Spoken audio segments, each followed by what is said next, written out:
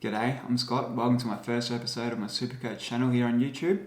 In 2020, I finished just outside the top 100 for my best performance in the last 6 to 8 years. Now, I have finished quite high up before, always within the top 1 to 5,000, but 2020 was my best year after I put many and many hours into studying it. And I think after all the experience that I've had, that I've finally nailed it. I'm not much of a risk taker, but I can be, especially when it comes to low ownership players. And that's what I'm going to discuss with you today. There's a couple midfielders that have always been my first or second pick that have low ownership numbers at the beginning of the season, and everyone always overlooks them year in, year out, and then they don't pick them up until late in the season when it's probably too late. Now, the first person that I'm talking about has averaged 114 over the last 4 years and has not missed one single game. He is a contested beast, and when it comes to Supercoach scoring, if you win a lot of the ball, and most of it's in contested situations, you are going to score a lot higher than everyone else, especially if you're efficient by foot. So this player goes under the name of Piggy Oliver. Now, he's been the safest pick of the last 4 years. If you just look through his statistics, you'll see that last year he averaged 122, which is his highest yet. Probably a bit elevated due to the shorter quarters, and most players had pretty higher averages over the year that they haven't had recently. But he's a shoo-in for averaging 115 every year. If we go through his stats, he does score large as well. He scored a 205 here against Adelaide in round 10, which was massive.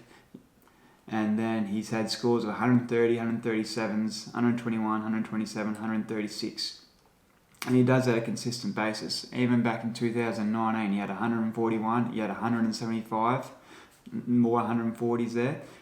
But what makes Clayton Oliver such a good pick is that he's consistent. So you'll get players such as Marcus Bontempelli, who had a ripper season in 2020, but prior to that year, he's been pretty inconsistent with his scoring. So you'll have weeks where he scores 150 plus, and then he'll have weeks where he scores 65 to 75, and it's kind of bad that it fluctuates so much. But with Clayton, you can kind of shoo him in every week to get you 110, and the evidence supports it. But what surprises me the most is that for 4 years in a row, he's had under 10% ownership at the beginning of the season. And I'm not sure why people just don't pick him and just leave it. It's pretty simple. What also makes him an attractive option is that in the last 4 years, he's been top 3 in contested possessions. And that's behind someone like Tom Mitchell, maybe a Patrick Dangerfield as well, who have been elite scorers over the last 3 years. So this year, Clayton Oliver will be my first pick, as always, because I know what he's going to provide me week in, week out. He's going to win a lot of the ball. It's going to be in contested situations. That's all you need to score well in Supercoach as a midfielder. It also helps that he's surrounded by good other players such as Petrarca, who had a breakout year in 2020. Angus Brayshaw to an extent, but it's mainly Max Gawn who palms him down. And he's always looking for Clayton Oliver around those stoppages where he does his best work. He's a clearance beast. He tackles. Another thing that you should be looking for when picking your midfielders, they need to win a lot of the ball, contested situations, tackle, and possibly kick goals. If you're getting 3 out of 4 of them, then they're going to be an elite scorer in Supercoach. The only concern with Clayton is that when he gets the tag, but with Christian Petrarca having a breakout 2020 season, he's probably more damaging on the inside and outside more than Clayton Oliver, who's just better on the inside. He doesn't kick enough goals, and he doesn't hurt you on the outside like Christian does with his speed and goal-kicking abilities. So as you can see here, that when he does get tagged, he got tagged back in... We didn't get tagged much here in 2020, but back in 2019, he only scored 92 against Sydney when he got tagged, and then against GWS, he only scored 53 when the ball went to him. Now, the ball kills everyone he goes to, so you can kind of wipe that score out. It's going to happen to the best of players, whoever the ball goes to. Back in 2018, he got tagged 2 weeks in a row. He was able to punch out 108 one of the weeks, but the following week he punched out 60, and then a few weeks later he got tagged at West Coast, scored under 100, and then the semi-final against Hawthorn, which doesn't count anyway in Supercoach, but he scored a 98. Now that's no concern whatsoever. Petrarca's more likely to get that tag over Oliver. I'm telling you now, everyone should pick Clayton Oliver as their first pick this year. Week in, week out, he'll provide you with the goods. If you don't pick him, you're no chance finishing at the top, I tell you. My next pick will be a former Brownlow medalist who unfortunately broke his leg back in 2019 and returned in 2020 and played every single game, but he was still working back his fitness and getting confidence back in his body. He's the number one midfielder at the Hawthorn Hawks, Tom Mitchell. Now, he played every game 3 years in a row before he broke his leg, and even after breaking his leg, he still played every game in that following season. And that's what I love. Players that don't miss games and are contested beats. Tom Mitchell, he's an elite scorer. He averaged 130 back in 2018 with mammoth scores of 153, 192, 181. You can see he's got 155 here, and he's got 167 in round one against the Pies, and then he's got two 150s against Geelong and Richmond. He does win a lot of the ball, which is why he scores so much, but he wins a lot of it in contested situations as well. What also makes him a good option is that he's a tackler.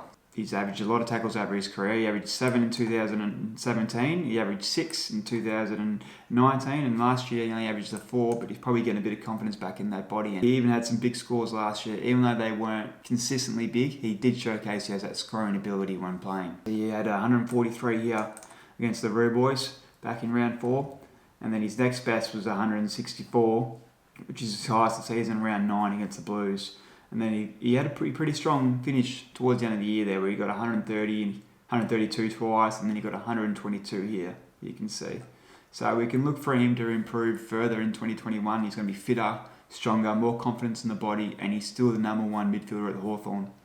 Now, they are going to struggle to win a lot of games, but when you win the ball like he does, and especially contested situations and tackles, then there's no concern whatsoever.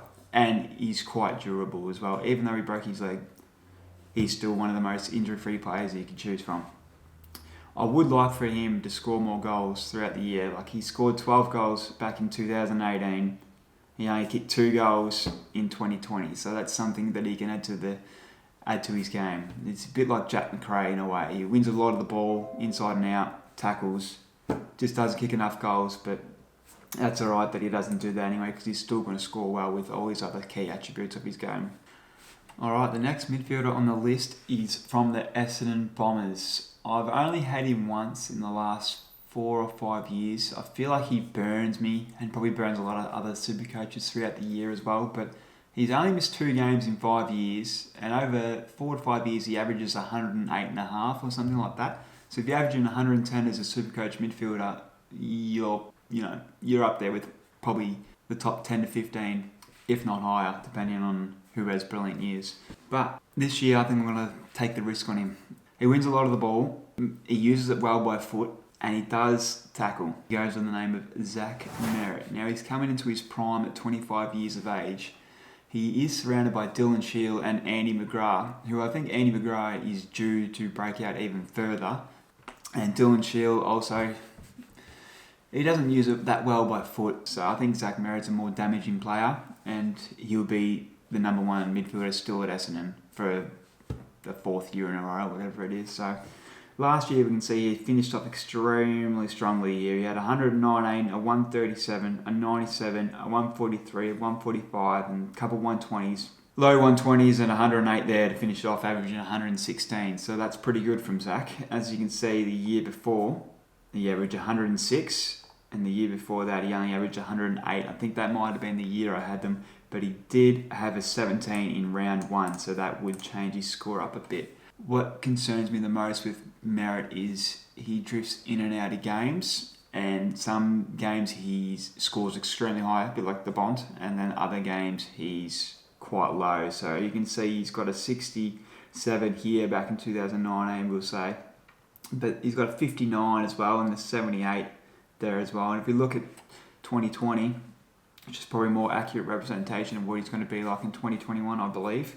He started off pretty poorly there. He's got a 78, a 68, a 96, and then he comes back with the 135 to redeem himself. And you don't put the trade on him for one extra week. He was up there with the top 5 midfielders throughout the year. So he's got like I said, he's got that 119 and that good stretch on the way home there, which is something to look forward to going into 2021. Now, the 4th player that I'm not sold on yet, but I'm probably 75% certain that I'll start him. The only concern with this player is his injuries. Over the last 5 years, he's played 22, 21, 13, 22, and 8 games. There is a little bit of concern about durability, and it goes probably against everything that I've been saying and everything that I stand for when it comes to Supercoach players, that they need to play every game, and they need to be elite in either contested, tackling, or kicking efficiency or something like that, something that scores well. But over the last 5 years, this player's averaged 109, and he's coming in, he's probably still in his prime. He's 28 years of age. He's just been traded. So I think he's got something to play for, to really show his former team what he's made of, what his best is.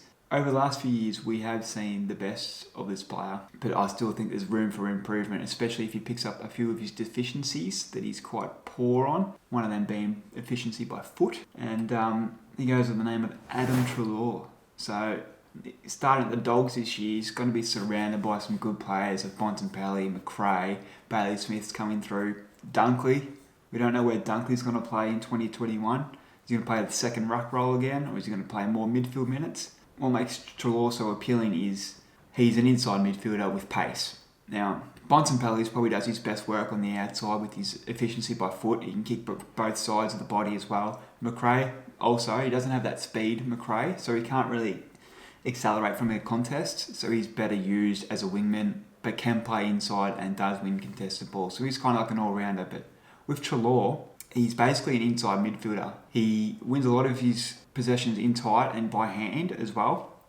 But if he plays on the outside, he's not going to hurt you by foot because he turns it over. And he can't really play up forward because he doesn't kick enough goals. So his best position is inside midfielder, always has been. So if he is the number one inside midfielder, he can pass out to the likes of Bailey Smith, Bontempelli and McRae on the outside as well. So I feel like he's going to play inside midfielder and inside midfielder only, where other Doggies players will be thrown around a bit. Bontempelli will play forward a little bit, mainly in the middle though, after breakout season for him in 2020. But Dunkley, he is an inside contested beast. Now you'd say him and Treloar are kind of, same. Dunkley's got the height, better in the air, kicks more goals, has better forward craft, where Treloar kind of, not one-dimensional in a way, but he does win a lot of his ball on the inside, and he's not as damaging up forward, so he's not a real threat there. So his best position's got to be in the guts all the time. Now, his only concern is his injuries. I remember when I had him 2 years ago, he pinged both hamstrings at once, at the same time. So has he recovered from that? I'm not sure, but I think he's got something to prove, especially to Collingwood after that big debacle of what happened throughout the trade period, and it was just a big mess, but that's another story. So I think I'll be picking Treloar as either my fourth, possibly fifth option this year. Now, if we go through his small statistics from last year from the 8 games that he's played, he averaged 28 disposals. He's always a high average disposal getter, which is good. He's got scores here, pretty low hundreds, 104, 106, 103. And he only had the real big score of 158. Now, after those games that he came back, his price skyrocketed. I think it was close to 700,000. I thought I should jump on him. He dropped off a bit and he didn't really, set the world on fire there either. So there is a little bit of concern about his consistency. Even back in 2019 where he averaged 113, he had a few low games there of a 68, but a couple 80s. But overall, he's pretty consistent and he can score big. He's got that 177 there as well. He's got a 150, 135.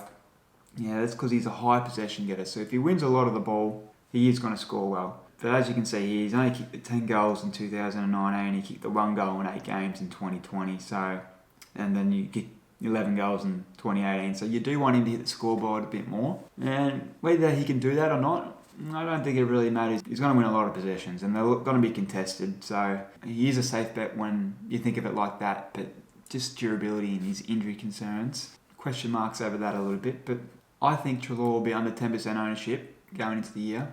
He always hovers around that 7 to 10. Merritt will probably be around 15, I think. Clayton Oliver should be 50 plus, but he'll probably be 20s, I'm thinking. And Mitchell's always around 60%. So there's a couple midfielders here that I think should be pretty high up in the list when looking for that point of difference player, as they call it these days. Instead of everyone picks their Patrick Dangerfield, their Martins, and people with high ownership. People need to look outside the box a bit. But so there you have it. There's probably 4 midfielders that are going to be my first pick this year. So I didn't mention Lachie Neale, who would probably be the first one. But these are some players that people really need to consider for 2021.